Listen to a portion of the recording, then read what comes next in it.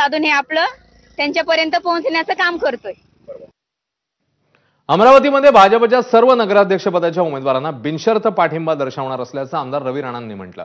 अमरावतीत रवी राणांच्या युवा स्वाभिमान संघटनेच्या कोर कमिटीची आज बैठक पार पडली, ज्यात रवी राणांनी भाजपला पाठिंबा दर्शवल्याचं स्पष्ट केलंय। तसंच युवा स्वाभिमान संघटनेच्या वतीने एकही उमेदवार रिंगणात नसल्याची माहिती रवी राणांनी दिली आहे।